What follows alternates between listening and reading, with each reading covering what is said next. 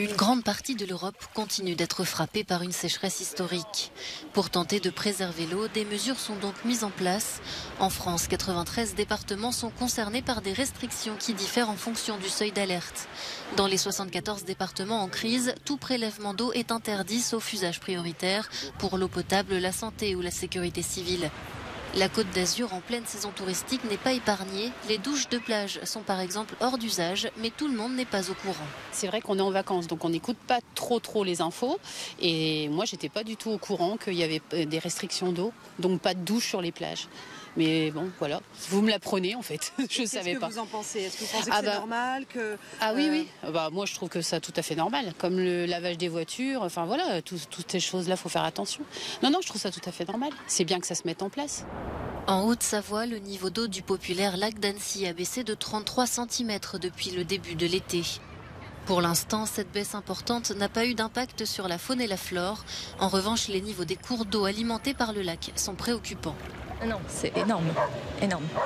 On a un bateau au port et c'est tout juste pour le sortir dorénavant là. En Hongrie, l'année 2022 est pour l'instant la plus sèche jamais enregistrée depuis 1901, ce qui se ressent sur les niveaux des cours d'eau comme le Danube. Le pays n'a pour l'heure pas instauré de restrictions, mais la vigilance reste de mise. La situation est aussi très préoccupante pour l'agriculture. Les sols étant trop secs pour nourrir le bétail, de nombreux exploitants ont dû entamer leur stock de foin d'hiver. Les rendements des cultures sont également à la baisse. Au Royaume-Uni, le syndicat agricole national accuse le gouvernement de ne pas en faire assez. Nous avons suffisamment d'eau dans ce pays. Nous avons besoin d'investir dans les infrastructures pour que l'eau soit disponible au bon endroit et au bon moment, afin qu'il y ait suffisamment d'eau pour les personnes, la nourriture et l'environnement. Cette sécheresse ne sera pas la dernière. Le gouvernement doit s'attaquer à ce problème. Pour les scientifiques, l'une des solutions pour lutter contre la sécheresse est de préserver et de restaurer les zones humides qui ont disparu à près de 90% au cours des 100 dernières années. Une moissonneuse-batteuse défoncée par un obus en plein milieu d'un champ de blé. Dans le Donbass, à l'est de l'Ukraine, une nouvelle course contre la montre vient de commencer pour les agriculteurs. Sauver la récolte avant qu'elle ne soit définitivement perdue, même si les forces russes se trouvent à moins de 10 km. Les gens ne veulent pas aller récolter. Chacun s'inquiète pour sa vie, ces moissonneuses-batteuses sont matérielles. Donc ce problème est très grave. Dans cette région connue pour ses terres noires très fertiles, l'agriculture reste le seul moyen de subsistance. L'invasion russe a également entraîné la chute des prix de vente des céréales. Alors, guerre ou pas, de nombreuses personnes continuent à aller dans les champs. C'est effrayant de travailler ici, mais c'est aussi une sorte de distraction. C'est mieux que de rester assis à la maison et d'avoir peur. Et aussi, il faut bien gagner quelque chose pour vivre. Alors que les exportations de céréales ont repris au début du mois d'août, les exploitations agricoles sont toujours lourdement bombardées. De nombreux agriculteurs accusent même les forces russes de brûler volontairement leurs champs. La récolte de cette année doit donc être mise à l'abri le plus rapidement possible. Des fenêtres noircies par les flammes et la colère des habitants ce dimanche après la mort de dizaines de personnes dans un incendie ayant ravagé une église du Caire. Selon les premiers éléments de l'enquête, le feu aurait été causé par une climatisation défectueuse. Le bilan provisoire fait état de 41 morts et 14 blessés. Un lourd tribut qui endeuille la communauté copte, plus importante communauté chrétienne du Moyen-Orient, dans un contexte de tensions religieuses. À l'annonce du drame, le président Abdel Fattah al-Sisi a assuré mobiliser tous les services de l'État et a adressé ses condoléances au pape Tawadros II, à la tête de la communauté chrétienne d'Égypte depuis 2012. Dans la capitale égyptienne, les incendies accidentels ne sont pas rares. L'Égypte, dotée d'infrastructures vétustes et mal entretenues, connaît régulièrement des incendies meurtriers. Des flammes et de la fumée épaisse en plein centre d'Erevan. La capitale arménienne a été secouée ce dimanche par une puissante explosion dans un de ses plus grands marchés couverts. Son origine est encore inconnue, mais plusieurs témoins affirment avoir entendu une succession de détonations à la manière d'un crépitement de feux d'artifice. Une vingtaine de camions de pompiers sont sur place pour éteindre l'incendie et porter secours aux victimes. Selon un premier bilan, une personne serait morte, une vingtaine d'autres blessés. Quand apprendre devient un crime, la jeunesse s'organise.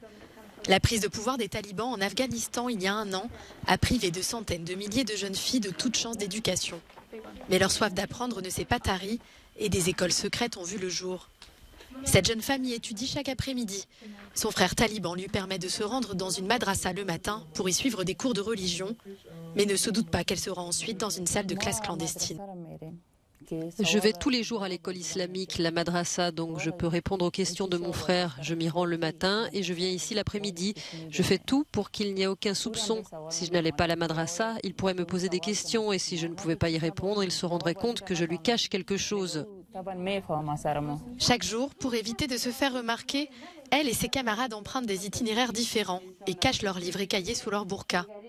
Des risques importants que prennent également les enseignantes de cette école secrète. Pour cette professeure, il en va de l'avenir des femmes du pays.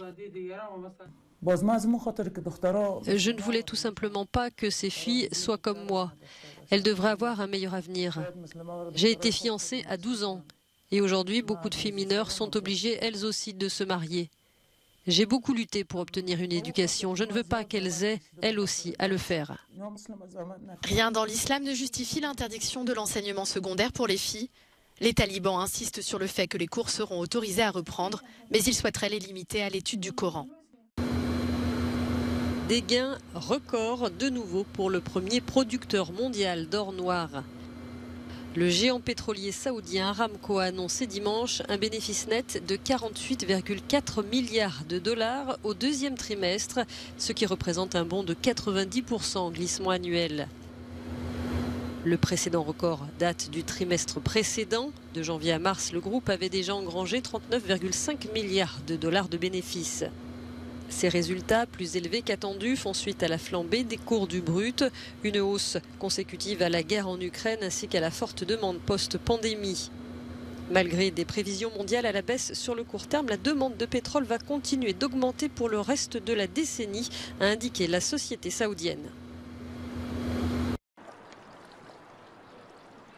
Des centaines de poissons qui flottent sans vie près des berges. Un cauchemar bien réel pour tous les habitants de Schwedt dans l'est de l'Allemagne.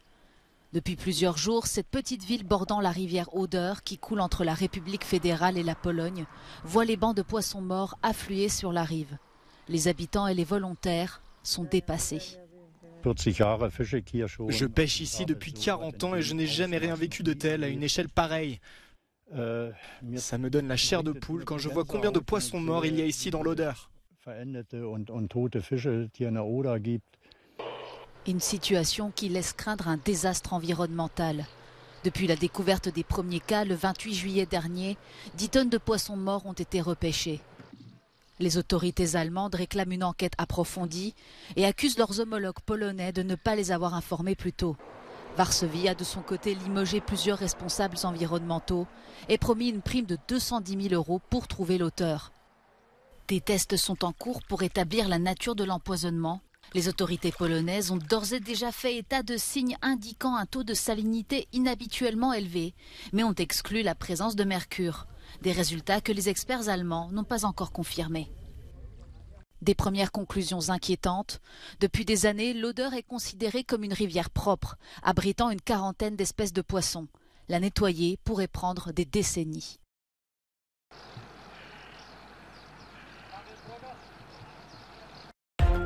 Une triste fin pour le morse Freya, devenu cet été la vedette du fjord d'Oslo en Norvège. L'animal a été euthanasié, les autorités estimant que sa présence représentait une menace pour la sécurité humaine. Malgré les appels incessants à rester à distance du mammifère, sa présence a attiré trop de public, ce qui présentait un risque pour les humains et pour l'animal lui-même, a estimé la direction norvégienne de la pêche. À Zurich, la Street Parade a fait son grand retour samedi après 2 ans d'absence en raison de la pandémie de Covid-19. Environ 900 000 personnes étaient réunies pour cette 29e édition de l'une des plus grandes fêtes techno d'Europe. Sur les 8 scènes, les DJ locaux et internationaux ont fait danser la foule jusqu'à minuit. Une dizaine de soirées se tenaient en marge de cet événement de vendredi à dimanche.